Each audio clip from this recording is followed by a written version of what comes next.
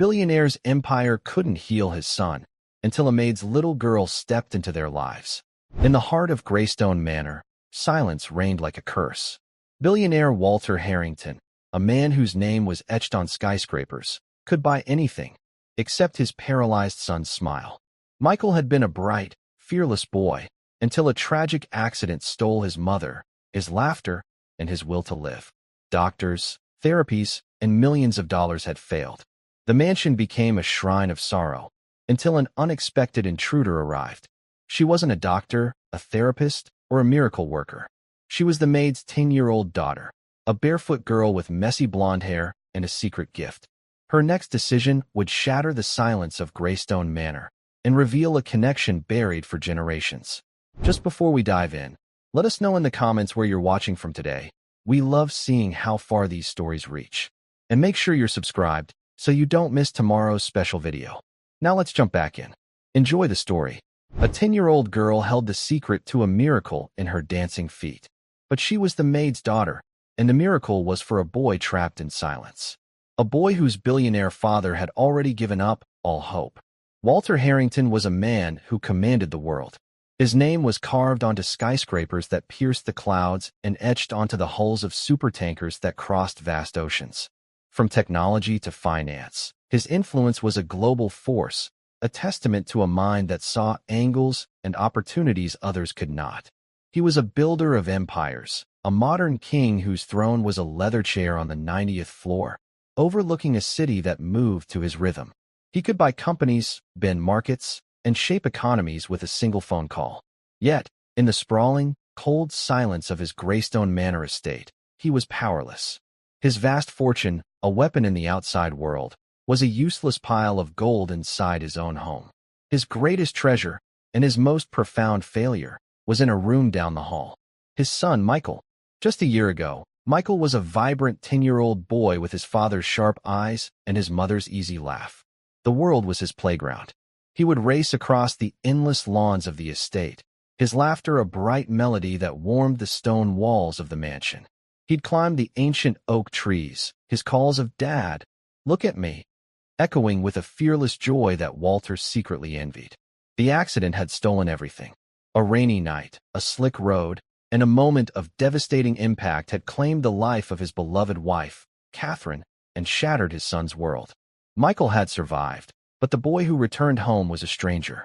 The doctors called it paralysis, a severe spinal injury that bound him to a wheelchair. But Walter knew the true diagnosis was despair. The light in his son's eyes had gone out. He sat day after day, a silent statue in his high-tech chair, his gaze fixed on a world beyond the window that he could no longer run in. The laughter was gone. The questions were gone. The boy was gone, replaced by a quiet, heartbreaking emptiness that all of Walter's money could not fill. Walter had waged war against the silence. He hired the best medical minds from around the globe, flying them in on private jets. Neurosurgeons from Switzerland, physical therapists from Germany, psychologists from Boston. They all came, spoke in hushed, complicated terms, and left with heavy checks, leaving the silence behind, undefeated. He filled Michael's room with the latest technology, voice-activated controls, and giant screens showing any movie or game imaginable. The gadgets sat untouched. The room remained a shrine to a life that was, and a prison for the life that is. Each morning, Walter would stand in the doorway of his son's room. He'd see the boy, small and frail against the large window, staring out at the gardens. And Walter Harrington, the man who could move mountains, felt the familiar, crushing weight of his own failure. He had built an empire of steel and glass, but he could not rebuild his own son's spirit. The silence in the house was more than just a lack of sound. It was a living thing, a cold fog that seeped into every corner, a constant reminder of all he had lost and all he could not fix. Into this profound quiet walked Eleanor Vance and her daughter, Abigail. Eleanor was a new hire, one of the many maids who moved silently through the grand halls of Greystone Manor. She was a woman of quiet dignity, with tired eyes that had seen hardship but held a resilient kindness. She did her work meticulously, polishing surfaces that were already gleaming, dusting furniture that was never used. She understood the unspoken rule of the house: be invisible. She needed this job. It was the only thing keeping a roof over her head and food on the table for her daughter, Abby. Abby was 10 years old, a whirlwind of blonde hair and bright, curious blue eyes. She was the opposite of everything the mansion represented. Where the house was silent, Abby hummed. Where the halls were still, Abby fidgeted. She was life itself, bundled into a small frame. Usually, Abby was in school while Eleanor worked, but today, a burst pipe had closed the school for emergency repairs. With no one else to watch her, Eleanor had been forced to bring her daughter to the manor, a decision that filled her with a deep, gnawing anxiety. She had given Abby strict instructions. You sit in the staff kitchen. You do not touch anything. You do not make a sound. And you do not, under any circumstances, leave that room. Do you understand me, Abigail? Abby had nodded, her face serious. I understand, Mama. But the kitchen was small, and the silence of the great house seemed to press in on her. After 2 hours of drawing in her notepad, her curiosity became an itch she could no longer ignore. She had heard the whispers among the staff about the master's son, the boy in the chair. Her mother had told her he was unwell and that they must never disturb him. But Abby's heart, a thing of pure and simple empathy, couldn't imagine a boy her own age sitting alone all day. Quiet as a mouse, she slipped out of the kitchen. She crept down a long, sunlit hallway, her small hand trailing along the cool marble wall. The sheer size of the place was like a cathedral. Sunlight streamed through massive windows, illuminating dust motes dancing in the air like tiny fairies. At the end of the hall, a set of glass doors stood open, leading out into a magnificent garden. And there, on a stone patio overlooking a sea of roses, she saw him. He was just a boy, like her. His hair was dark, and his face was pale. He sat in a wheelchair that looked more like a pilot's seat from a spaceship, all sleek black metal and buttons. His head was tilted slightly, and his eyes were fixed on a distant butterfly fluttering near a fountain. But he wasn't really seeing it. His gaze was vacant, lost in a place far away from the beautiful garden. A tray of untouched food sat on a small table beside him. A deep sadness bloomed in Abby's chest. It was a feeling she recognized. It was the same quiet ache she felt sometimes when she looked at the old, folded photograph she kept in her pocket. The picture of her great-grandfather, a young man in a soldier's uniform, his eyes brave but tinged with a sorrow she couldn't understand. Her mother had told her stories of him, Sergeant Franklin Vance, a man who had faced down fear in a great war long ago. He was a hero, her mother said, because he brought hope to people when there was none. Looking at the boy, Abby felt a strange stirring inside her. He looked like he had no hope at all. Her mother's warning echoed in her head. Don't make a sound. Don't leave the room. But another voice, a deeper one from her heart, whispered something else. He looked so lonely. Abby didn't have money. She didn't have medicine or fancy toys. She only had one thing, a small, secret gift that she used to chase away her own shadows on difficult days. When her mother looked sad, or when the hunger in her own belly was a little too loud, she would go to her room, put on a secret smile, and she would dance. It wasn't a trained dance from a fancy school. It was a dance she had made up herself. It was silly and free, a language of spinning and hopping and wiggling that spoke of pure joy. It was her way of telling the world that even when things were hard, there was still light to be found. She took a deep breath, her small heart pounding against her ribs. She looked at the boy one more time. His sadness was a wall, tall and gray. Abby decided, in that moment, that she would try to climb it. Stepping quietly from the shadow of the doorway onto the sun-drenched patio, she stood where he could see her if he chose to look. He didn't. His gaze remained distant. Without a word, Abby began to dance. She started small, with a funny little wiggle of her hips and a comical shrug of her shoulders. She lifted her knees high, like a cartoon soldier on parade. Then she spun, her blonde hair fanning out like a halo in the sunlight. She made her arms floppy like noodles and pretended to trip, catching herself at the last second with a dramatic gasp.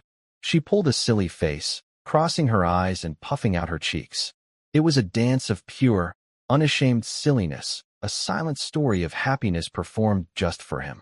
For a full minute, nothing happened. Michael's expression remained unchanged, his eyes locked on the horizon. Abby's heart fell a little. Maybe this was a mistake. Maybe she should run back to the kitchen before her mother found her. She was about to stop when she saw it. A flicker. Michael's eyes, so long vacant, shifted. They moved from the distant butterfly and landed on her. At first, there was only confusion in them. His brow furrowed slightly. He blinked, as if unsure if this strange, spinning girl was real. Abby saw the flicker of attention and felt a surge of courage. She danced harder. She mimicked a penguin, waddling with her feet turned out. She pretended to be a robot, moving with jerky, funny motions. She jumped and spun and fell into a heap on the soft grass, rolling around before leaping up with a grand bow, her face beaming with a hopeful grin. And then it happened. A sound. It was barely audible, a tiny puff of air, but it was there.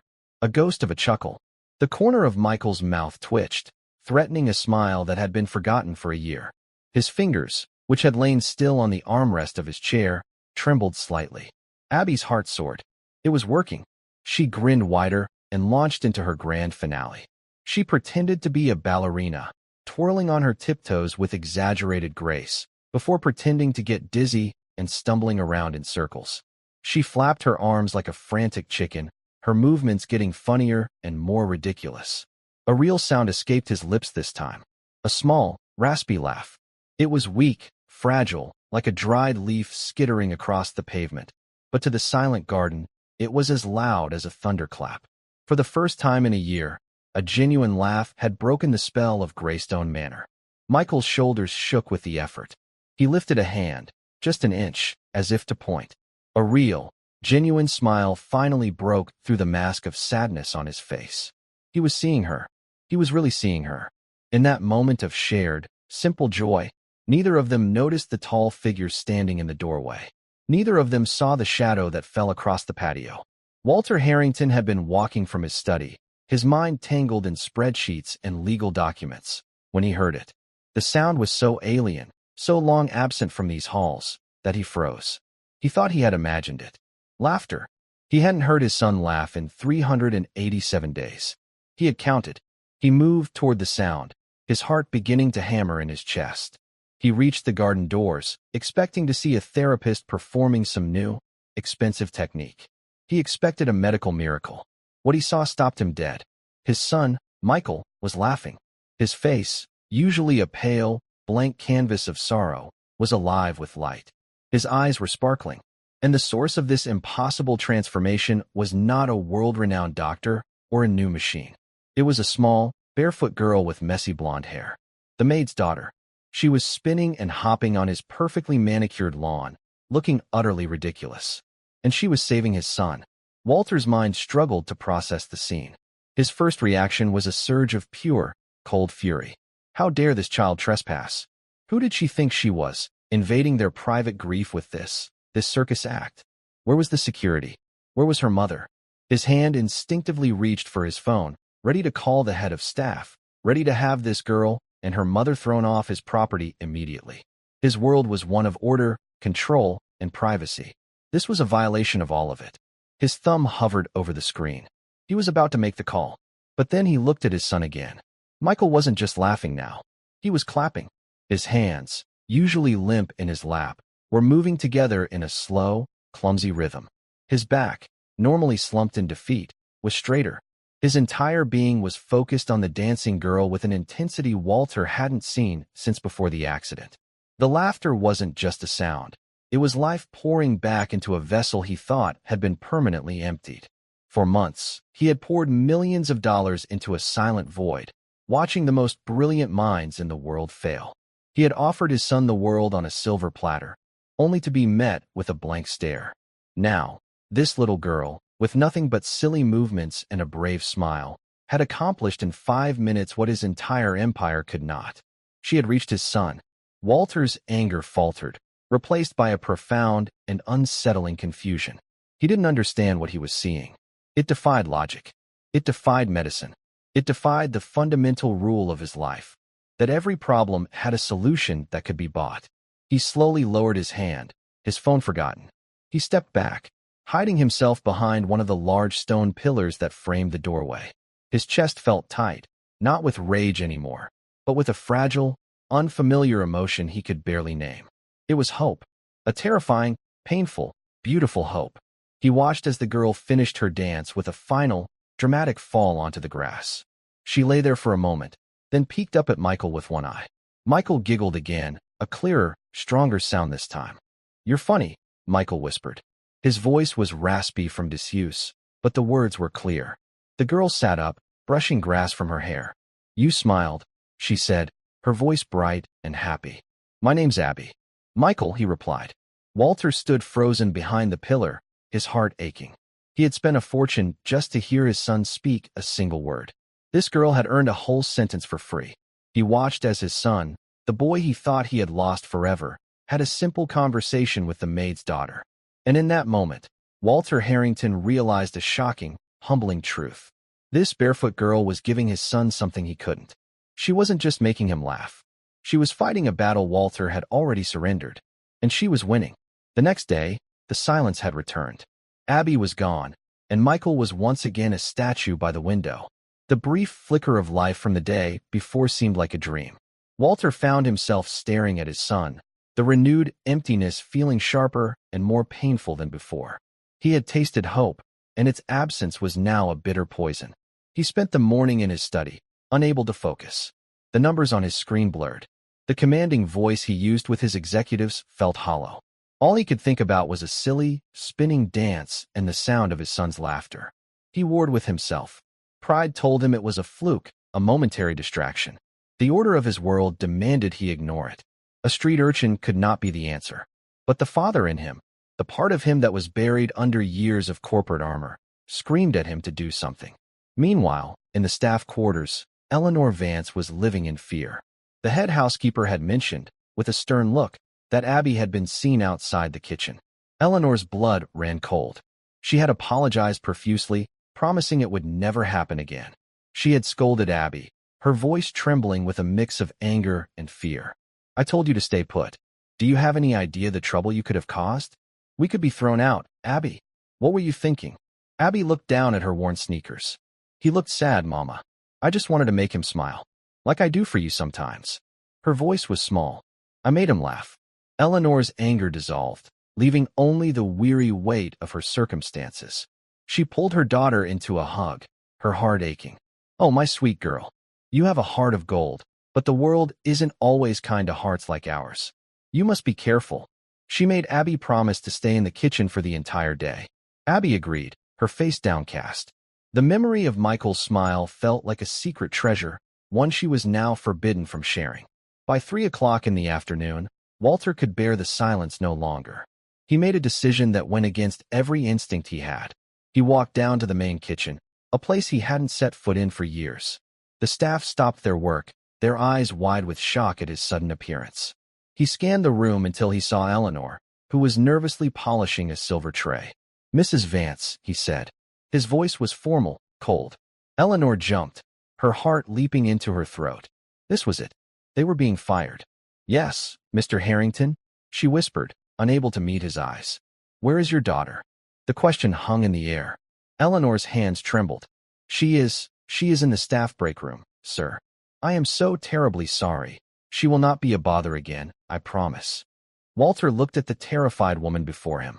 For a moment, he saw not just an employee, but a mother, just as scared and desperate as he was. It softened the edge in his voice. "Bring her to the garden patio," he said, his tone leaving no room for argument. "Now." He turned and walked away, leaving a stunned and terrified Eleanor in his wake. With a sense of impending doom, she fetched Abby. She held her daughter's hand tightly as they walked through the grand halls. "I don't know what this is about," she whispered to Abby. "Just be polite. Say yes, sir, and no, sir. And please, please do not say anything out of turn."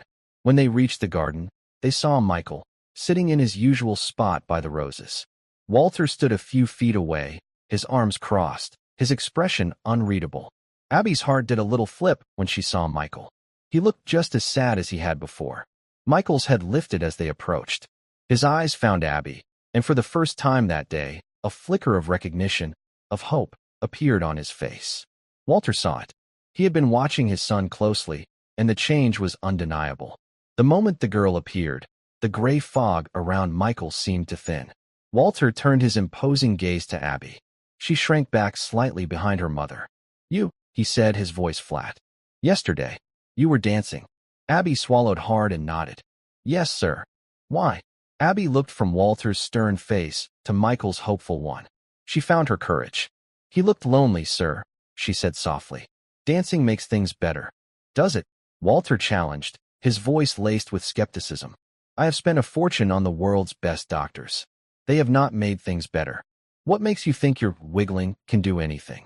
The words were sharp, intended to dismiss her, to put her back in her place. But Abby didn't flinch. She thought of the stories of her great-grandfather. He wasn't the biggest or the richest soldier, but he was the bravest. I don't know anything about doctors, sir, she replied, her voice steady and clear. I just know that sometimes sadness is like a big, heavy blanket. You can't buy it off. You can't order it off. But sometimes a little bit of sunshine can peek through. A laugh is like a little bit of sun. Walter was taken aback by her simple, profound wisdom. He looked at his son, who was now watching Abby with rapt attention, hanging on her every word. He looked at Eleanor, who stood pale and silent, her eyes pleading. He had come out here to assert his authority, to put an end to this bizarre anomaly. But looking at his son's face, he found he couldn't.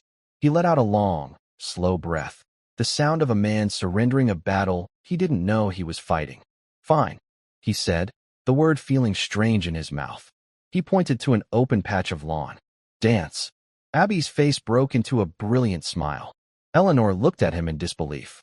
Michael's own smile returned, wider this time. Go on, Walter said, his voice softer now. He gestured for Eleanor to take a seat on a nearby bench. Let's see this sunshine. And so, with the billionaire and the maid as her audience, Abby began to dance again. She danced with even more energy than the day before. She felt a purpose now. She wasn't just a curious girl. She was on a mission. She danced the story of a clumsy bumblebee, of a wind-up toy soldier, of a fish flopping on a dock. Michael's laughter returned, stronger and more confident than before. He clapped his hands, his movements less clumsy. He even shouted suggestions. Do a monkey. Do a monkey. Abby happily obliged, scratching her arms and making funny monkey sounds, which sent Michael into peals of laughter. For 10 minutes, the garden was filled with the sounds of pure, uncomplicated joy. Walter stood by, a silent observer, his corporate world fading into the background. He was no longer a CEO or a titan of industry. He was just a father, watching a miracle unfold on his lawn. When Abby finished, breathless and beaming, Walter gave her a short, stiff nod. He turned to Eleanor. Your daughter will be permitted in the garden every day, from 3 to 4 o'clock. She is to do this, and nothing else. Do you understand? Eleanor could only nod, her mind reeling. And Mrs. Vance, he added, looking at her directly, you will be compensated for this extra service. Before Eleanor could protest that it wasn't necessary, he had turned and walked back into the house, his expression as stern as ever. But as he walked down the marble hall, alone and out of sight, Walter Harrington touched his own cheek and was surprised to find it was wet with tears. And so, a strange and sacred ritual was born at Greystone Manor. Every afternoon, as the clock in the great hall chimed 3, a quiet anticipation would settle over the house.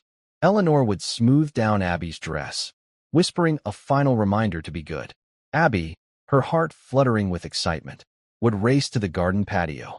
And Michael, who now spent his mornings watching the clock, would already be there, his wheelchair positioned by the roses, a look of genuine eagerness on his face. The first week was a whirlwind of dance. Abby's imagination was a bottomless well of silliness. She was a T-Rex trying to make a sandwich with its tiny arms. She was a leaky faucet, drip, drip, drip plopping across the lawn. She was a strand of spaghetti in a pot of boiling water. Each new performance was met with fresh peals of laughter from Michael. The sound, once so fragile, grew richer and stronger each day, echoing across the grounds like a long-forgotten song. Walter made it a point to be in his study during that hour, the garden doors slightly ajar. He told himself it was to supervise, to ensure nothing went awry. But he knew he was a willing captive, listening to the sounds of his son's returning joy. He would stand by the window, partially hidden by a curtain, and watch. He saw how Michael's posture improved, his back straighter, his head held higher. He noticed his son's hands, once listless, were now active, clapping, pointing, and gesturing. It was during the second week that their ritual began to change. It was no longer just about the dance.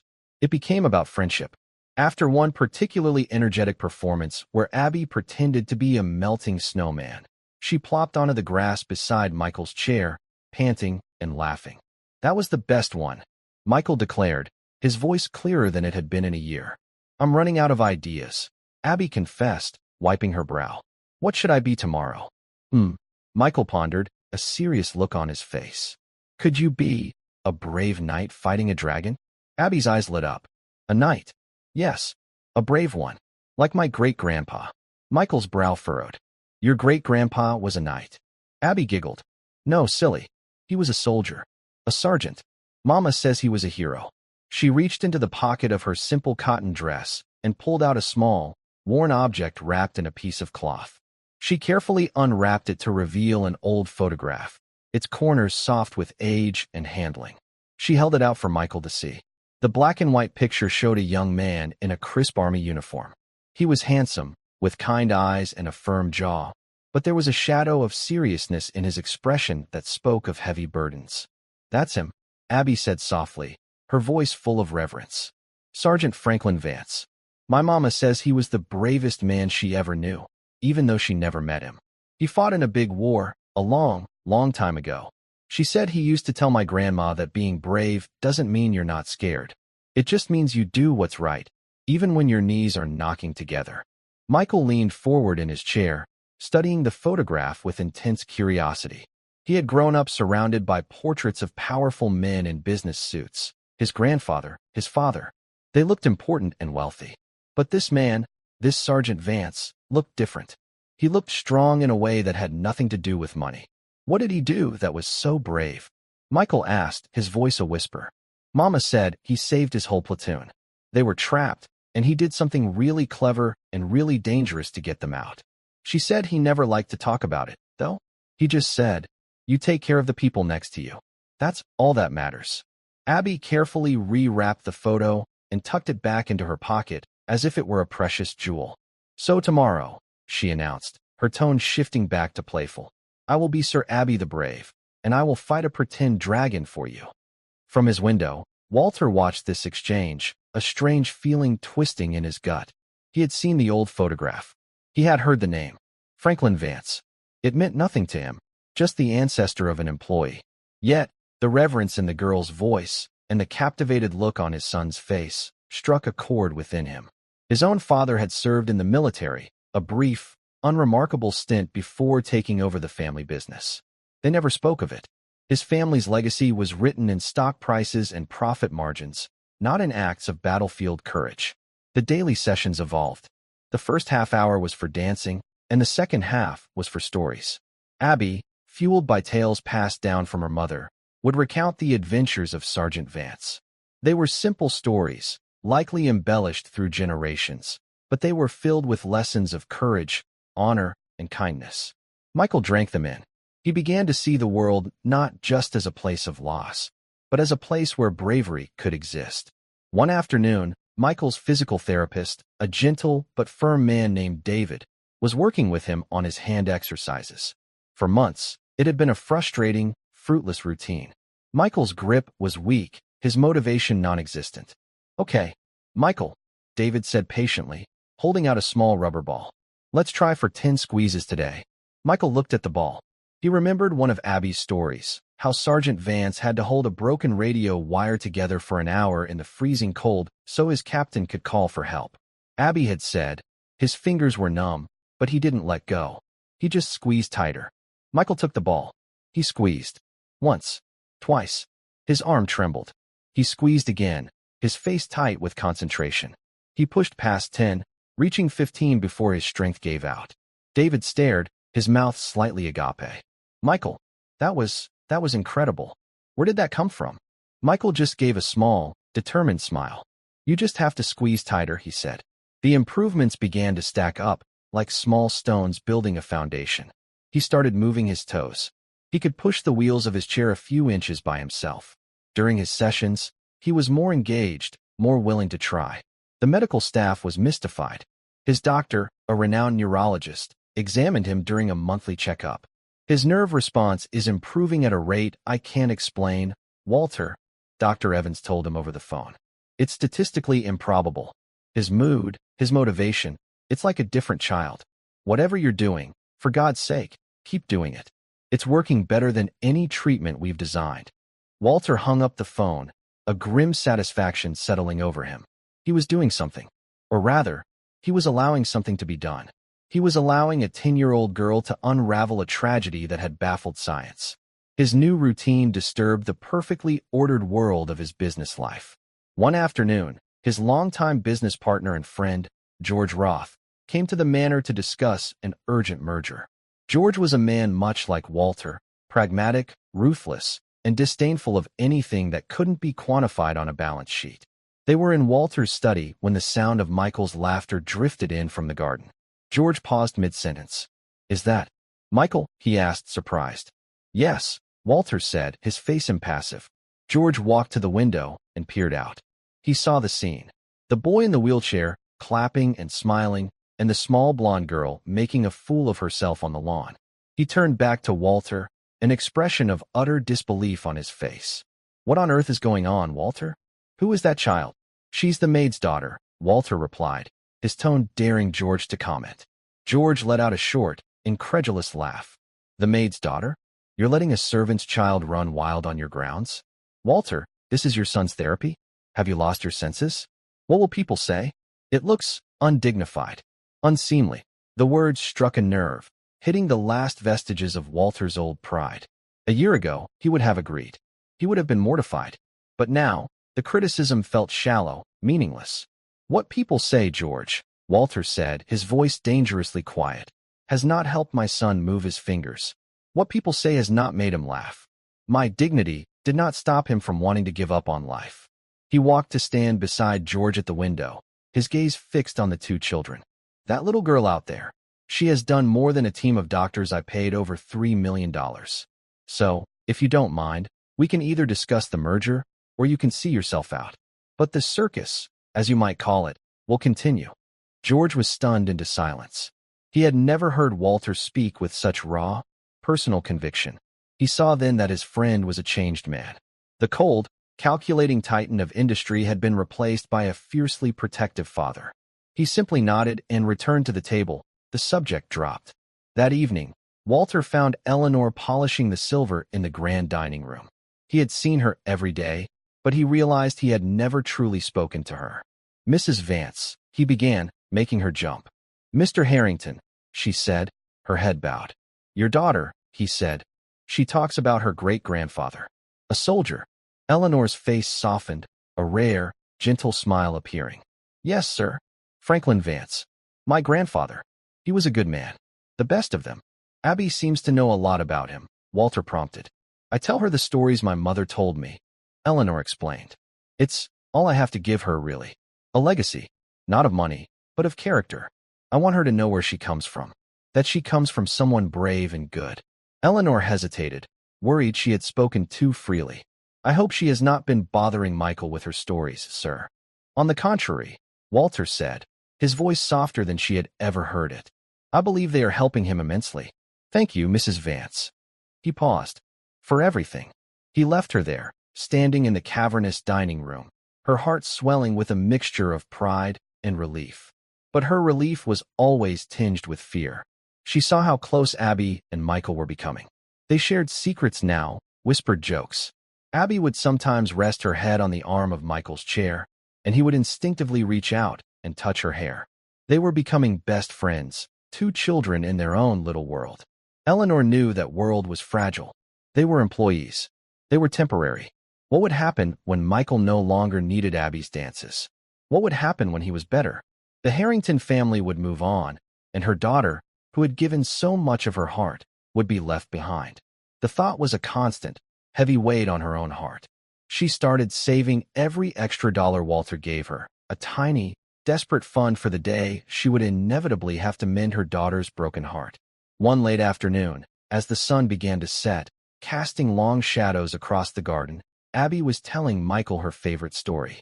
So great-grandpa Franklin knew they had to cross the open field, but the enemy was watching. Everyone was scared, but he found a little creek, all muddy and full of reeds. He told everyone to get in the creek and crawl. They crawled for hours in the cold, smelly mud. But the enemy never saw them. He got all of them to safety. Michael listened, his eyes wide. He wasn't scared? Oh, he was terrified, Abby said matter-of-factly. Mama said he told Grandma his teeth were chattering so loud he was afraid the enemy would hear them. But he did it anyway. That's what matters. Michael looked down at his own legs, still and useless beneath his blanket. They were his open field, his enemy. For so long, the thought of trying to make them work was too terrifying to even consider. The doctors had told him it was possible, that the nerves were damaged but not severed. They said it would take a monumental effort of will, an effort he didn't have. But now, thinking of a young man crawling through mud, his teeth chattering with fear, something shifted inside him. Fear was not the end. It was just a feeling. Abby, he said, his voice trembling slightly. I want to try something. What is it? She asked, her blue eyes full of concern. He took a deep breath. I want to try to stand. The words hung in the air. Abby's eyes widened. She had never heard him speak with such determination.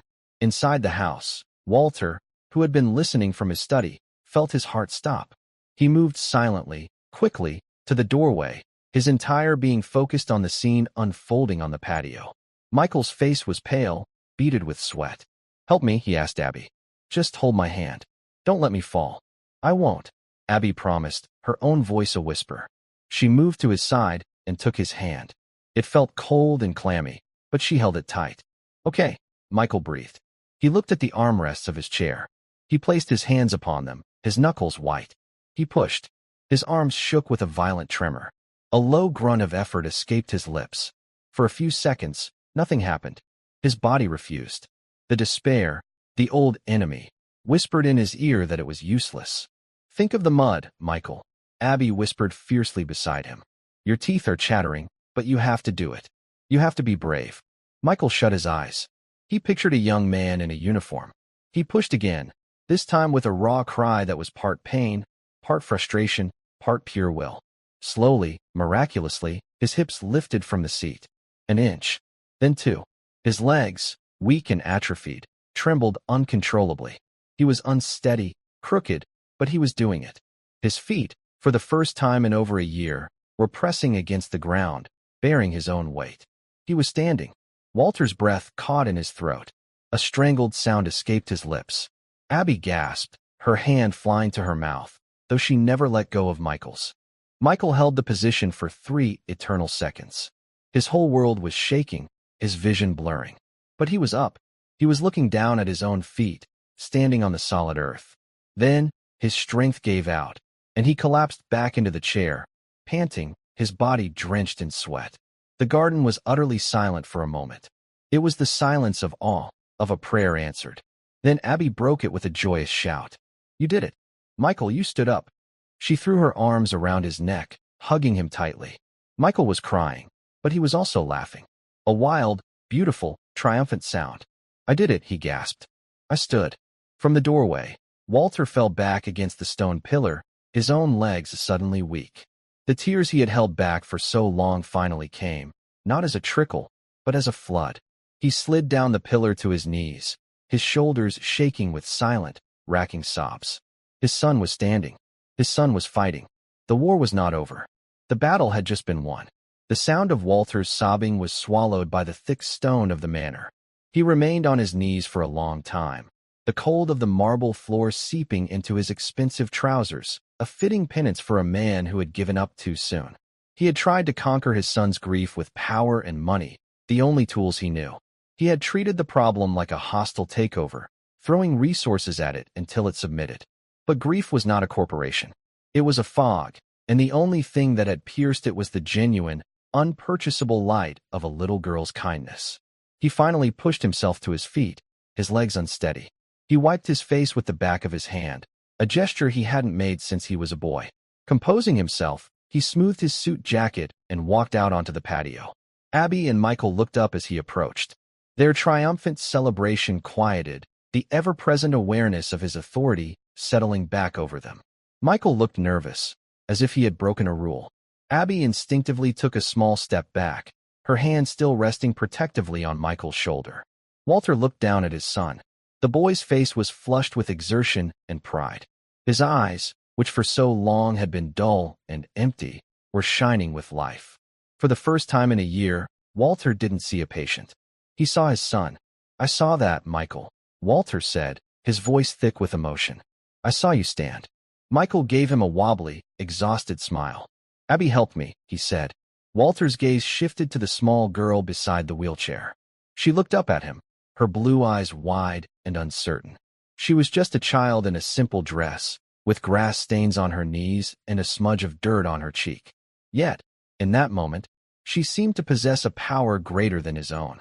He knelt down, an action that felt both foreign and necessary, bringing himself to her level. The fabric of his $1,000 suit pressed against the stone patio. "Abby," he said, his voice softer than she had ever heard it. "Thank you." The two words were simple, but they carried the weight of a year of agony. They were an admission of his failure and a recognition of her victory. Abby seemed to relax. "Michael did it," she said honestly.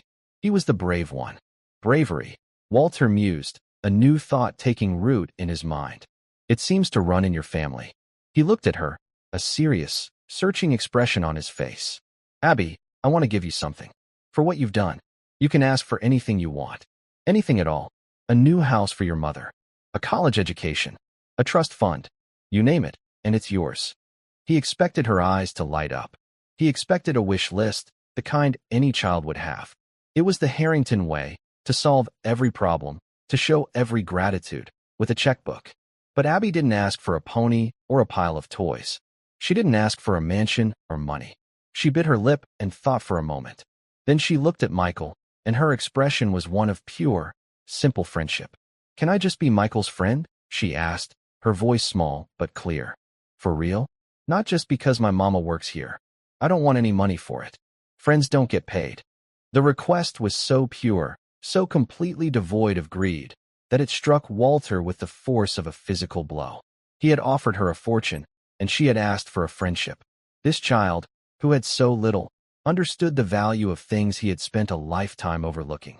He felt a profound sense of shame, followed by an overwhelming wave of admiration.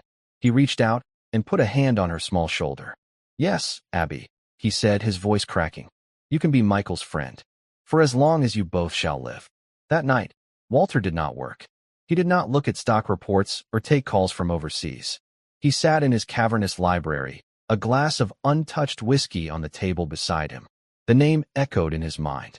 Sergeant Franklin Vance. He thought of the worn photograph. He thought of the stories of a man who crawled through mud to save his friends. He thought of the legacy of character that Eleanor spoke of, the only inheritance she could give her daughter. And he thought of his own legacy.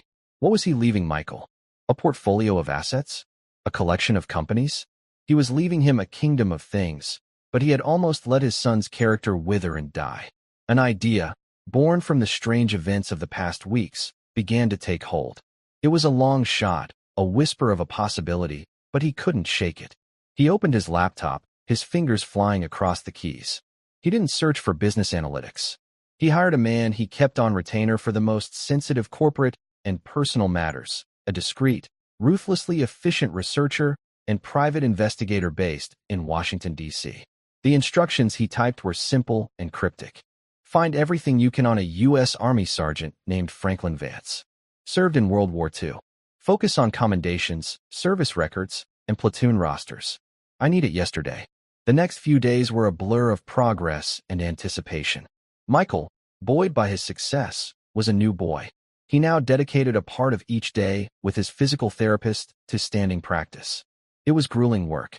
He would fall back into his chair, gasping and frustrated, but he would never give up. Abby was always there, standing just out of reach, shouting encouragement. "You can do it, Michael. Be brave like the sergeant." Walter's researcher was fast. The first file arrived within 48 hours. It was a digitized service record. Franklin Vance, enlisted at 18, fought in the European theater. Walter scanned the document, his eyes catching on the list of campaigns. The Battle of the Bulge, the Hurtgen Forest, names that spoke of unimaginable hardship and courage. A second file arrived the next day. It was a list of commendations. A Purple Heart, a Bronze Star. Walter read the citation for the Bronze Star, his heart pounding. for a heroic achievement in connection with military operations against an armed enemy. Sergeant Vance, with complete disregard for his own safety, exposed himself to heavy enemy fire to retrieve a wounded comrade, dragging him back to the safety of the line. Walter sat back, the words blurring on the screen. This was Abby's great-grandfather, a certified hero, but the connection he was searching for, the one his gut told him was there, remained elusive. He pushed the researcher. I need platoon records. Who served alongside him? Specifically, I'm looking for anyone who served in his company from my family's home state. The waiting was agony. During the day, he watched the children. Their friendship was a beautiful, natural thing. They would read books together in the garden, Abby's clear voice bringing stories to life. They played board games on a table set up on the patio, their laughter a constant melody. Eleanor, seeing the genuine bond, began to let go of her fear, allowing herself to feel a quiet, cautious joy. She saw her daughter happy, and she saw the boy, Michael, healing before her very eyes. She started to believe, just a little, that maybe this time the world would be kind to her daughter's good heart. Then, on a gray, overcast afternoon, the final email arrived. The subject line was just 2 words, file attached. Walter's hand trembled as he clicked it open. It was a scanned copy of a decades-old document, a handwritten letter from a military archive. The penmanship was faint, the paper yellowed with age. It was an unofficial after-action report, written by a young captain to his commanding officer, detailing the events of a brutal firefight. Walter began to read. The captain described his platoon being pinned down, ambushed in a dense forest. Their radio was out, and they were surrounded. He wrote of the chaos, the fear, the certainty that they would not survive the night. And then, he mentioned a young sergeant, Sergeant Franklin Vance. He described how Vance had noticed a weakness in the enemy line, how he had organized a small group of men for a flanking maneuver. It was a suicidal plan, but it was their only chance. Walter's eyes scanned down the page, his breath catching in his chest. The captain wrote, Sergeant Vance led the charge himself. One of the men who volunteered was a young private, a boy from back home. Really. He was hit almost immediately. Vance, under a hail of machine gun fire, turned back for him. He shielded the boy with his own body while returning fire, allowing the rest of us to gain a foothold. He saved the private's life, and, in doing so, saved us all. Walter's world tilted on its axis. He scrolled to the end of the letter, to the captain's signature. And then he saw it. The list of the men in the platoon. His eyes scanned the names, searching, praying, dreading. And there it was.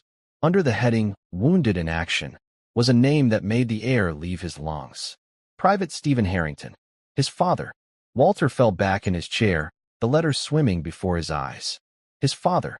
The quiet, stern man who had built a small company into a regional power. The man who had rarely spoken of the war, who had dismissed his service as just something a man did back then. That man was the young private. The boy whose life had been saved by a brave sergeant who shielded him with his own body. Abby's great-grandfather had saved his father's life. Everything Walter was, everything he had, the empire, the mansion, the name carved on skyscrapers, was a direct result of that one, single act of selfless bravery in a dark forest half a century ago. His father had come home from that war, married, built his business, and had a son. Without Franklin Vance, there would be no Stephen Harrington. There would be no Walter Harrington. There would be no Michael. The debt was so immense, so profound, it was beyond comprehension. And for decades, it had gone unpaid, unknown. It had been repaid not by his family's vast fortune, but by the simple, inherited kindness of the hero's great-granddaughter, dancing on his lawn for a boy she barely knew. The cosmic irony of it, the beautiful, heartbreaking symmetry, was overwhelming. He finally understood. It wasn't about charity. It wasn't about rewarding a good deed. It was about honoring a sacred debt that was the very foundation of his existence. That evening, he asked Eleanor and Abby to meet him in the library. They entered timidly, and used to being in the formal heart of the manor. A fire crackled in the hearth, casting a warm glow on the leather-bound books. Michael was there too, sitting in his wheelchair by the fire. Please, sit down, Walter said, his voice gentle. He gestured to 2 plush armchairs.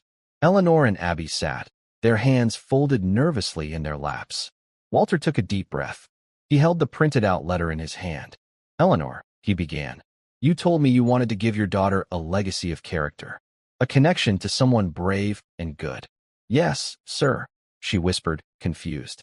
"I have spent my life building a different kind of legacy, one of money and power," Walter continued. "Today, I learned that my legacy, my entire life, was built on a foundation I knew nothing about. It was built on the character of your grandfather." He looked at Abby. "Your great-grandfather." He then told them the story. He read from the captain's letter, his voice thick with emotion as he described the firefight, the ambush, and the incredible bravery of Sergeant Franklin Vance. When he got to the part about the wounded private, he paused, his eyes locking with Eleanor's. "The young private Sergeant Vance saved, the man whose life he shielded with his own body. That man was my father." Eleanor gasped, her hand flying to her mouth. Abby's eyes were wide with disbelief. "My family owes your family everything," Walter said, the words coming from the deepest part of his soul. "My wealth, my company, my son. It all exists because of Franklin Vance. And for 50 years, we never knew. We never had the chance to say thank you." He set the papers down and walked over to stand before Eleanor. "I cannot repay the debt of one life with another, but I can honor it. I am establishing a charitable foundation, the Sergeant Franklin Vance Foundation. It will be dedicated to providing educational grants and medical assistance to the families of wounded veterans. His name, his legacy of bravery, will help thousands of people." Eleanor was crying silently, tears of shock and overwhelming emotion streaming down her face. "And for you," Walter said, his voice softening, "this is no longer your place of work. This is your home. I have had the carriage house on the south end of the estate completely renovated. It's a beautiful 3-bedroom home by the lake. It is yours. There is no rent. There are no bills. It will be yours for as long as you choose to live there." He then looked at Abby, a warm, genuine smile on his face. "And you, Abby Vance, your request is granted. You will be Michael's friend. You will go to the same school. You will have tutors. You will have everything you need. You are not the maid's daughter. You are a part of this family. You saved my son. Your great-grandfather saved my father. You are family." The story of Greystone Manor changed that day. The silence was gone for good, replaced by the constant sound of 2 children's laughter. Eleanor Vance, no longer a maid, became the respected administrator of the Vance Foundation, finding a purpose she had never dreamed of. Abby and Michael were inseparable. Months later, on a bright spring afternoon, Walter stood on the garden patio. He watched as Michael, leaning heavily on a walker, took slow, deliberate steps across the lawn. Abby walked backward in front of him, her face alight with encouragement. "You're doing it," she cheered. "Just a little further." Michael grinned, his face beaded with sweat, and took another step. He was walking. Walter felt a hand slip into his. It was Eleanor.